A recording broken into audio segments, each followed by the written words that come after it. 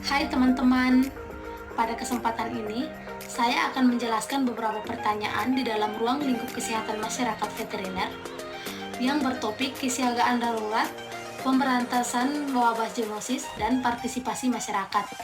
Kita masuk pada pertanyaan yang pertama. Yang pertama, apa itu kesiagaan darurat, penanggulangan zoonosis, dan siapa yang menyusun pedoman kesiagaan darurat?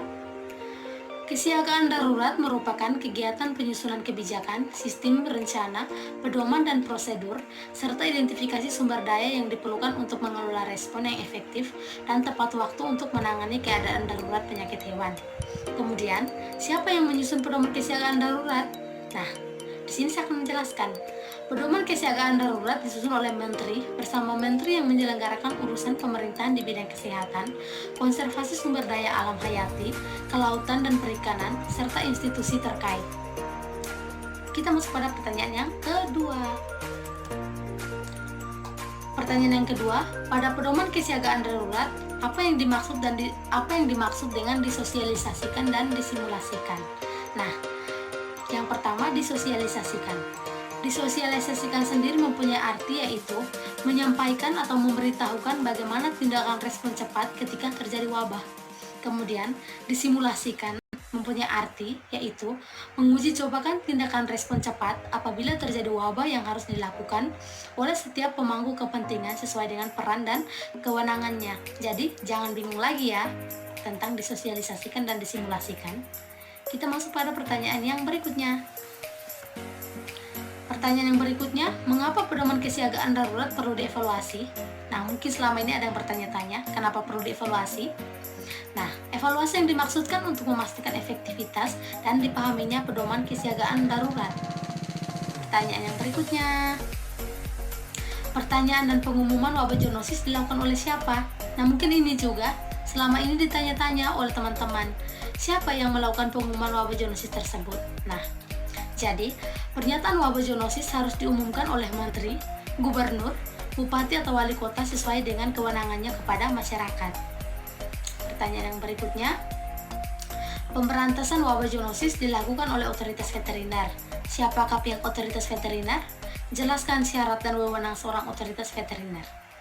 Nah, jadi di sini siapa yang melakukan pemberantasan wabah zoonosis tersebut?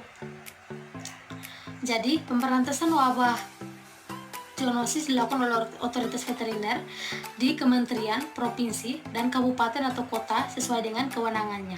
Kemudian, untuk menjadi otoritas veteriner ada syaratnya teman-teman. Nah, syaratnya yang pertama, telah ditetapkan oleh menteri sebagai dokter hewan berwenang. Syarat yang kedua, memiliki keahlian dan pengalaman di bidang kesehatan hewan, kesehatan masyarakat veteriner, atau karantina hewan.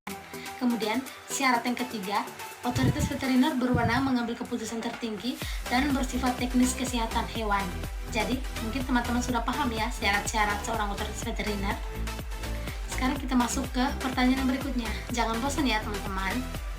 Nah, pertanyaan yang berikutnya, bagaimana penanggulangan zoonosis yang bersumber dari satwa akuatik, satwa liar, dan hewan keperluan khusus?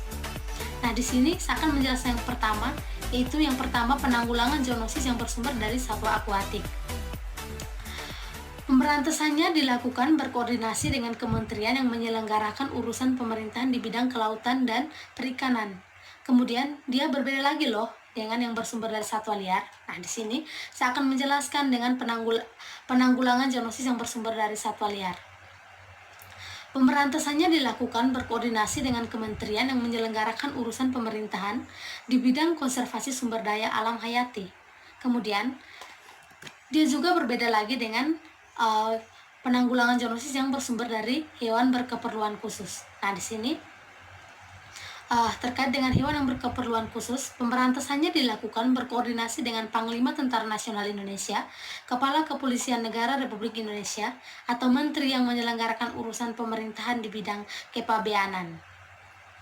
Pertanyaan yang berikutnya teman-teman, jelaskan contoh-contoh konkret bentuk partisipasi masyarakat dalam menanggulangi wabah zoonosis.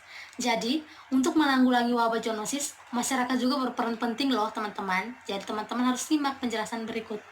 Nah, penjelasannya, Menurut Peraturan Pemerintah Republik Indonesia Nomor 95 Tahun 2012 tentang Kesehatan Masyarakat Veteriner dan Kesejahteraan Hewan, Pasal 80, setiap orang memiliki atau memelihara hewan wajib menjaga dan mengamati kesehatan hewan dan kebersihan serta kesehatan lingkungannya.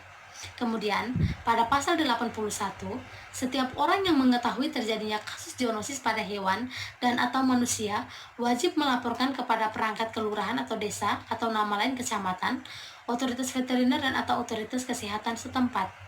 Nah, pertanyaan yang terakhir loh teman-teman, sedikit lagi. Bagaimana pemerintah mengikut sertakan masyarakat dalam penanggulangan wabah zoonosis? Nah, jadi tadi pertanyaan sebelumnya, masyarakat itu penting dalam penanggulangan wabah zoonosis.